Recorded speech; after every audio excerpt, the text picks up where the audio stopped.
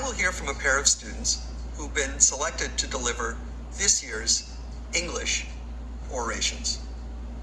Hailing from Leverett House, sociology concentrator Michael Phillips will be our undergraduate speaker. Freshman year, when I was launched into another universe, my only grounding point was the gravitational pull of a question. Will Harvard change me? That question mingled with the heartfelt gifts and departing words of my parents. My mom was placing a set of keys around my neck, each key engraved with a word: believe, fearless, and inspire. My dad said, "I've always imagined life for you like a canvas, and I hope to provide one big enough for you to imagine new possibilities. I'm proud to see Harvard become your canvas." Minutes later, I walked into my dorm room, and on my desk, I found a list of alumni that held the keys to that room before me. The first name I read was Henry David Thoreau, the prophetic essayist and abolitionist. It was a glimpse into the greatness of what this surreal world was capable of. Maybe, I thought, it just might change me for the better. Perhaps you had a similar experience on moving day, but the chronicle of what we could become predates that moment. When the class of 2020 was still scattered across the world, our first connection came from a story that we heard. From TV punchlines to political institutions, the name Harvard reverberated across the canyons of culture with an infinite echo. It permeated the boundaries of class, creed, country, and continent. Like kids reading a bedtime story, we inserted ourselves into this narrative arc of a galaxy of greatness. And in 2016, we converted those dreams into essays and traded them for tickets to the new frontier.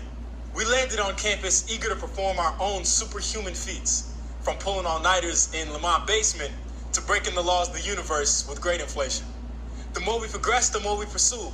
Freshman year, we spent our energy writing viscerally scribbled applications to social orgs, and sophomore year, we exchanged our space suits for business suits so we could rush to networking events, though with every superhuman attempt, some shortcomings were revealed. By junior year, many of us remained agitated by the persistent presence of imposter syndrome. It felt like the incessant pain of a paper cut, or worse than that.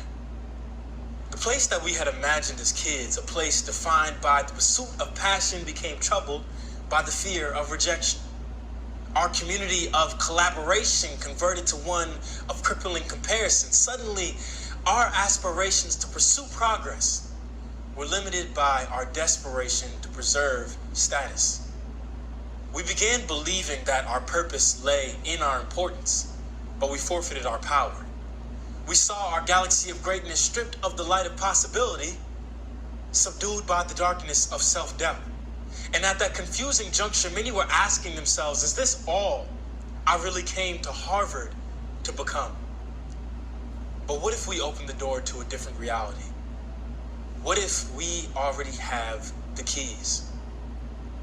The first key from my mom said believe. Could she have been asking us to believe that we never really came to Harvard to acquire accolades, but that success is second rate to souls saved and lives made better? The second key said fearless. Did she know that the path to purpose might be unpopular, but if we clung to that fear of rejection, we might fail to offer the world what was ours to give?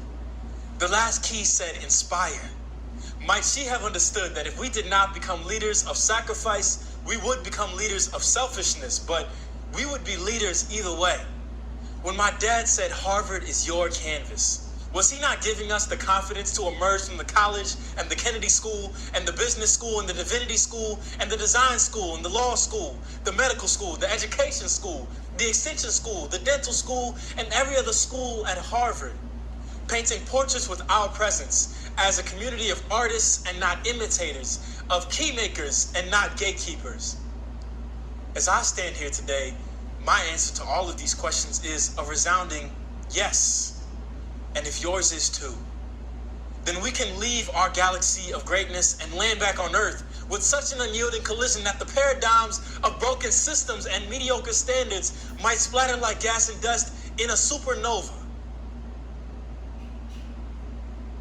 In the midst of this historic global pandemic, this message carries more weight than it ever has before. Use our powers for good. That by those deeds we might demonstrate that our gifts are not a solemn path to importance, but a promise for another person. Harvard will change you, but let it continue to change you. Let it make you keenly sensitive to injustice. Let it make you more empathetic to struggle. Let it embolden you to make change. Let it make you all of these things, because to become anything else would be to forfeit any meaning in being a Harvard graduate. We were fortunate to fly high enough that we might grab the moral arc of the universe itself. May we bend it in the right direction.